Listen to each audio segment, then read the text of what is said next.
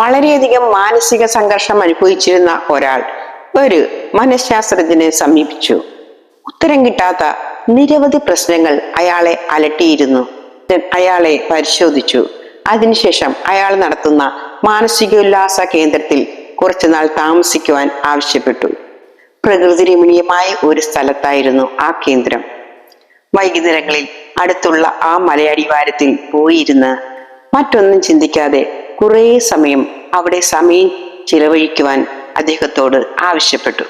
ക്രമേണ അയാൾ ശാന്തനാകുകയും സംഘർഷങ്ങൾ മാറി അയാൾ ഉറങ്ങുവാൻ തുടങ്ങുകയും ചെയ്തു. എങ്കിലും ഇത് അധിക നാൾ നീണ്ടു നിന്നില്ല. അയാളുടെ മനസ്സ് പിന്നെയും ചിന്തിക്കുവാൻ തുടങ്ങി.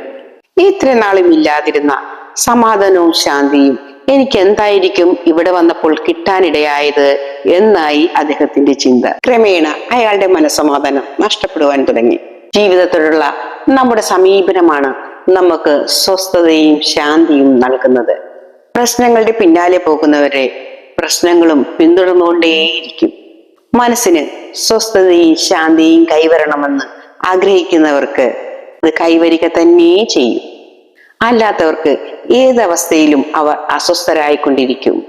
സ്വസ്ഥത എന്ന് പറയുന്നത് ഒരു മാനസികാവസ്ഥ മാത്രമാണെന്ന് മനസ്സിലാക്കി അതിനെ അപ്രകാരം തന്നെ കൈകാര്യം ചെയ്യുന്നതാവും ഉചിതം. അമേരിക്കൻ സംരംഭകനും മോട്ടിവേഷൻ സ്പീക്കറുമായ ജിം ലോഹൻ പങ്കുവച്ച ഒരു അനുഭവ കഥയുണ്ട്. കാർമൽ എന്ന കൊച്ചു ഗ്രാമത്തിലേക്ക് ഒരു കാർ യാത്ര നടത്തി. ഇടയ്ക്ക് വെച്ച് പെട്രോൾ തീരുകയും പെട്രോൾ നിറയ്ക്കാനായി അദ്ദേഹം ഒരു സർവീസ് സ്റ്റേഷനിലേക്ക് കാർ കയറ്റി.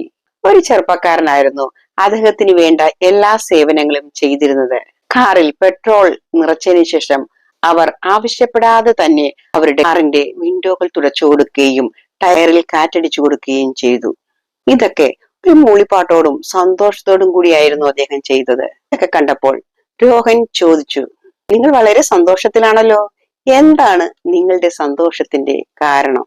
എന്റെ പാർട്ട് ടൈം ജോലിയാണ്, അതുകൊണ്ട് തന്നെ ഞാൻ വളരെ സന്തോഷത്തോടു കൂടിയാണ് ഇത് ചെയ്യുന്നത് എന്നായിരുന്നു മറുപടി. ഇവിടെ എവിടെയാണ് നല്ലൊരു ഐസ്ക്രീം ഷോപ്പ് എന്നായി രോഹന്റെ രണ്ടാമത്തെ ചോദ്യം. ആ ഏരിയയിൽ ലഭിക്കുന്ന എല്ലാ ഐസ്ക്രീം ഷോപ്പുകളുടെയും ബ്രാൻഡിന്റെയും മൊത്തം വിവരങ്ങൾ ആ ചെറുപ്പക്കാരൻ രോഹന് വിവരിച്ചു കൊടുത്തു. രോഹൻ ഐസ്ക്രീം ഷോപ്പിൽ പോയി അവർക്ക് ആവശ്യമായ ഐസ്ക്രീം കഴിച്ചതിന് ശേഷം ഒരു പാക്കറ്റ് ഐസ്ക്രീം കൂടി വാങ്ങി ആ ചെറുപ്പക്കാരന്റെ സർവീസിംഗ് സ്റ്റേഷനിൽ കൊണ്ടുപോയി കൊടുത്തു. ചെറുപ്പക്കാരൻ നൽകിയ സേവനം മധുരതരമായിരുന്നു.